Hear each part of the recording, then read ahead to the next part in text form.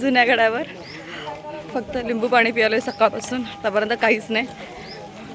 हा पण पूर्ण खडकर रस्ता आहे हा. पण जुन्या गडावर जाण्याची मजा काहीतरी वेगळीच असते आणि माझा पहिला अनुभव आहे त्याच्यामुळे मी सुपर एक्साइटेड आहे. आपल्याला तिथे जायचं, तिकडे जायचंय. तिथे डोंगरावर तो डोंगर दिसतोय काय? हा इथे जायचं. डोंगरावर जायचंय. चला चलो. यहाँ से घूम घूम के इकडून इकडून फिरून फिरून जावं लागणार आहे. रस्ता दाखवा खाली. रस्ता दाखवा बघा. खडकर किती आहे.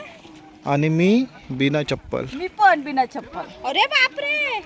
चला आता मी नवीन गडावर जायला निघालोय. तुम्ही बघितलंच असेल किती वर डोंगरावर आहे. आणि हा प्रवास आता आमचा 11:15 वाजता सुरू झाला होता. आणि आम्ही कुणीच काही खाल्लं नव्हतं. सगळे लिंबू पाणी पिऊनच फक्त निघालं होतं. आणि त्याच्यानंतर आता एवढे सगळं गड आम्हाला पार करायचं. म्हणजे आता किती खडकर आणि डोंगराळ रस्ता आहे म्हणजे बघू शकता. इथून आता हा खडकर आहे आणि पुढे गेल्यावर थोड्याशा पायऱ्या लागतील. मग आता हा इकडचाच भाग तुम्हाला बघायला फार छोटा वाटत असेल पण अर्धा पाऊण तास लागला होता आम्हाला एवढाच प्रवास पार करायला. त्याच्यानंतर हा दगडी रस्ता आला होता. म्हणजे इकडे व्यवस्थित लाद्या वगैरे होत्या. पण हाही आम्हाला पार करता करता तासभर गेला. म्हणजे आम्ही 1.5 तास चालत होतो सलग. आणि 1.5 तास चालल्यानंतर इकडे एक असा शेड होता. तिकडे तुम्हाला पाणी वगैरे मिळत होतं. तिकडे तुम्ही निवांत बसू शकता. म्हणजे आम्ही हा एवढा जो डोंगर दिसतो ना तेवढा पार करून आलो होतो आणि इकडे येऊन निवांत बसलो होतो. मग तिकडे बसल्यानंतर सगळेजण बसले. काहींनी पाणी वगैरे प्यायलं, काही कोल्ड्रिंक, कोणी लिंबू पाणी, असं सगळ्यांनी काही घेतलं.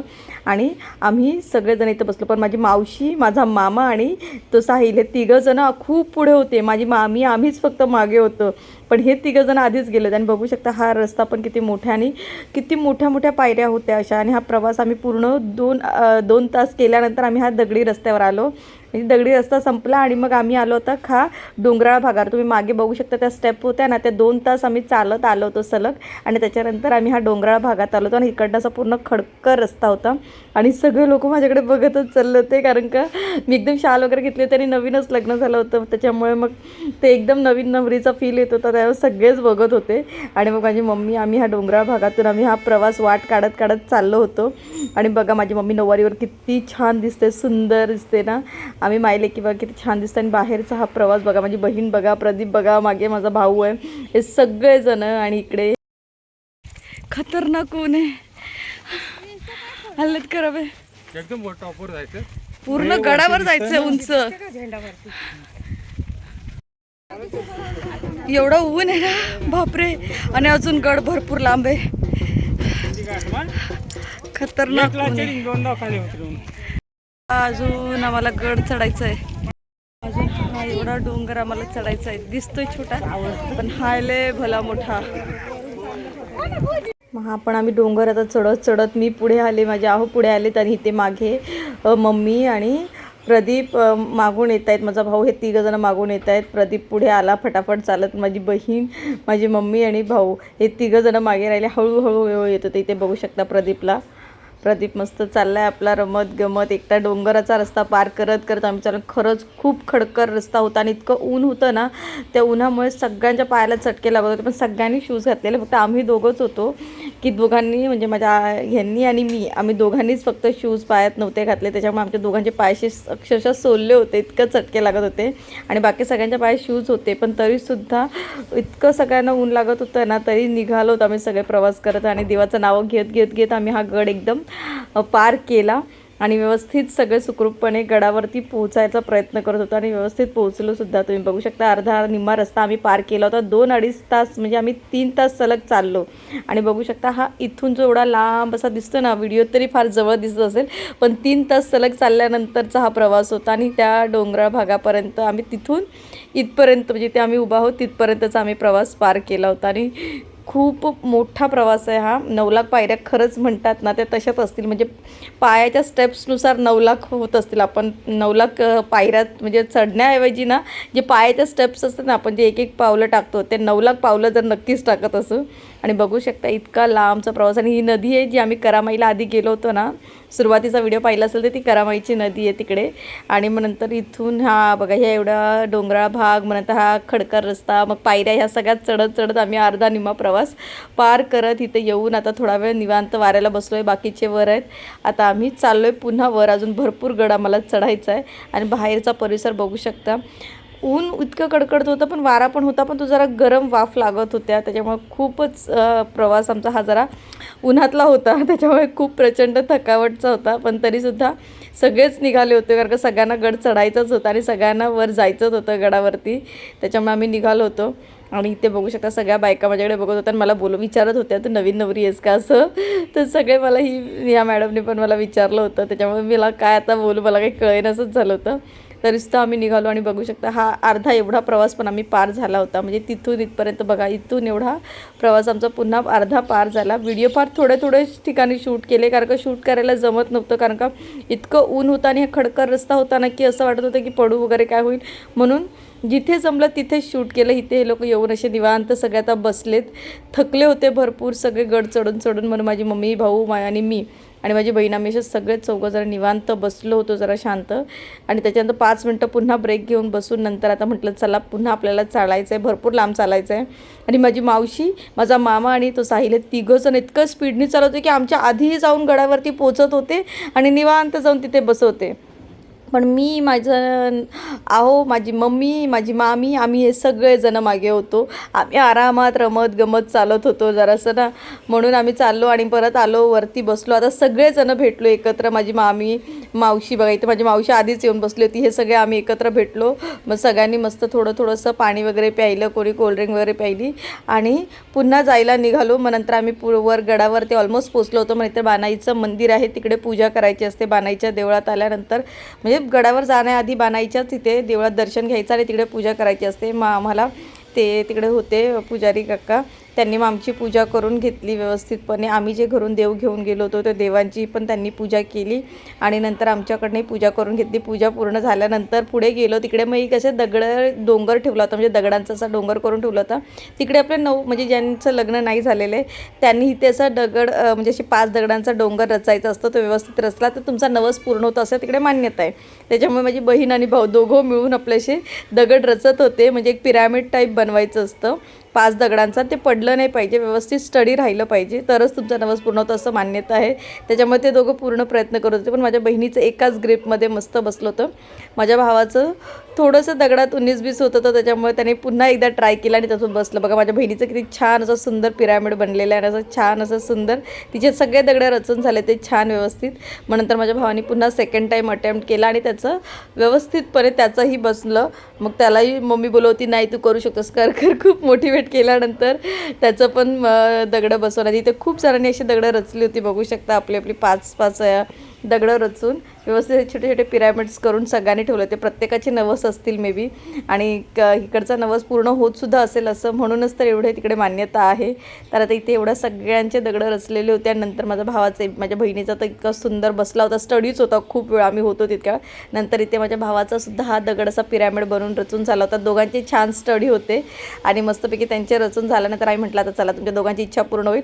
मग आम्ही निघालो. मग हा डोंगराळा भाग संपल्यानंतर पुन्हा पायऱ्यांचा रस्ता लागला होता आणि इकडनं पुन्हा पायऱ्या होत्या आणि आम्ही सगळे आता पुन्हा चाललो होतो त्या पायऱ्यांनी वरती, कारण का आता ऑलमोस्ट आम्ही गड चढायला चाललो होतो. म्हणजे आम्ही आता सलग 3.5 तास चालल्यानंतर आता आम्ही ऑलमोस्ट गडावरती पोचणारच होतो. आणि इकडे बघू शकता इथे वरती लोक काही धावत जात होती, काही कशी जात होती, पण आम्ही आरामात चाललो होतो. आणि इथे आता इकडनं जाण्याचा रस्ता पण जरा बरा होता, म्हणजे त्या दगडाळी रस्त्यापेक्षा हा जरा पायऱ्यांचा रस्ता बरा होता. रमत गमत बसत उठत थोडं करत आम्ही हा प्रवास पूर्णपणे पार केला होता आणि ऑलमोस्ट आता आम्ही पोचणार होतो. आणि इथे हा आहे झेंडा, आमच्यासोबतच होता. आम्ही जिथे जिथे जातो तिथे आम्हाला झेंडा मिळत होता. असं म्हणतात की रविवारी झेंडा हा इथे घेऊन येतात देवाला भेटवायला. त्यांना मी तिकडे विचारलं होतं, ते म्हणत आज रविवार आहे तर हा झेंडा घेऊन येतात आणि देवाला भेटवतात, म्हणून तो रविवारचा घेऊन येतात. त्याच्यामुळे रविवारी आम्हाला हे झेंड्याचंही दर्शन झालं. तर तो झेंडा सगळीकडे ठेवत ते वर घेऊन चालले होते. आम्ही झेंड्याच्या पाया पडलो. नंतर आता ऑलमोस्ट आम्ही जेजुरी गडावर पोचलोच होतो. म्हणजे पूर्णपणे आता जेजुरीवरती गडावर आलो होतो. बाहेरचा रस्ता बघू शकता, परिसर किती छान आहे. माझे घरचे लोक मंडळी सगळे चालले आहेत आणि मस्तपैकी आम्ही पण आता बरं वाटलं होतं की ऑलमोस्ट आता आम्ही पोचलो. थोडाच प्रवास बाकी आहे आता आमचा, त्याच्यामुळे अर्धे पुढे अर्धे मागे असे लोक चाललो होतो आम्ही सगळे.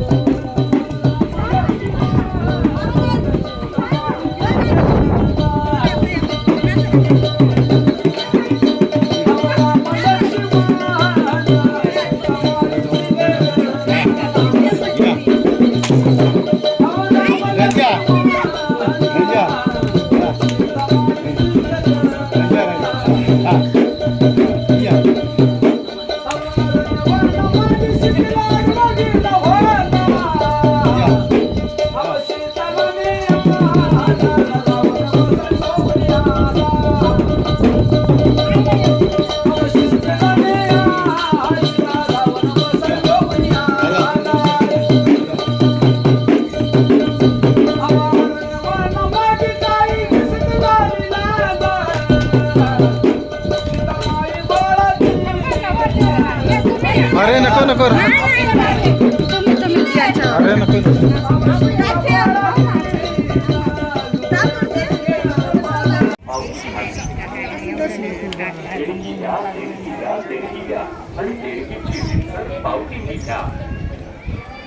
अन्नदान हेच श्रेष्ठ दान आपल्या कुटुंबियांच्या नावाने वाढ वडिलांच्या नावाने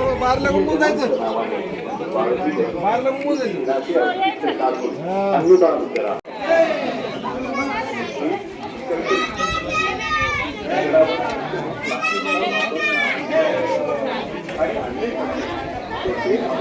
आता आम्ही जेजुरी गडावर पोचलो होतो आणि आम्ही लाईनीला उभं होतो. लाईनीला 10 मिनटं उभं राहिलो. त्याच्यानंतर आम्ही पुढे आलो. इथे एक देऊळ होतं छोटंसं. त्याच्यानंतर पुन्हा लाईन होती आम्हाला. आता इथे खूप असं जास्त गर्दी नव्हती कारण का इतक्या उंच गडावर कुणी येत नाही, शक्यतो कमीच लोक येतात. त्याच्यामुळे आम्हाला जास्त काही वेळ लागला नाही. एक 15-20 मिनटं आम्ही लाईनीत उभे राहिलो आणि आम्हाला दर्शन मिळालं होतं. आणि नंतर लाईन पुढं थोडी सरकत होती आणि ते आम्ही सगळेजण मस्त उभे होतो बघा. पण ऊन असल्यामुळे थोडे लोक असे लांब उभे होते. आणि ते मी बघू शकता किती क्यूट वाटते माझी मम्मी बघा. आम्ही सगळे असे छान उभं होतो. इथे माझी मावशी मामा वगैरे सगळे असे मस्त आम्ही उभे आहोत लाईनीला. आणि मस्त आता वाटलं तर जास्त काही गर्दी नाही आहे, निवांत दर्शन होईल आतमध्ये मस्तपैकी. आणि हे आतला गाव म्हणजे जिथे लाईनला होतो ना तिकडे अशी गुफा टाईप होते, अशी बघू शकता. खूप जुन्या पद्धतीचं सगळं होतं. म्हणजे जुनागड असल्यामुळे हा इथे खूप असं पारंपरिक पद्धतीचं होतं. आणि इथे आम्ही लाईनीवर चढत गेलो आणि इथे बघू शकता सगळं असं आहे. इथे स्टेप्स होत्या म्हणजे शिडीसारखं होतं. त्या शिडीतून तुम्हाला वर जायचं होतं आणि त्या दुसऱ्या बाजूने शिडीने खाली उतरायचं होतं. आणि हे जेजुरी गड मेन डोंगर गड आहे, जो डोंगरावरती आहे, जो जुना गड म्हणतात तो आहे. आणि इकडे बघू शकता इथे लिहिलेलं आहे जेजुरी गड पर्वत. हां, तर इथे मेन जेजुरीचा आहे. आणि त्याच्यानंतर इथे बघू शकता खूप लोक पूजा वगैरे करायला बसली होती. ज्याचे नवस होते ते पूर्ण करायला इथे लोक बसले होते. आणि खूप मस्त वातावरण होतं.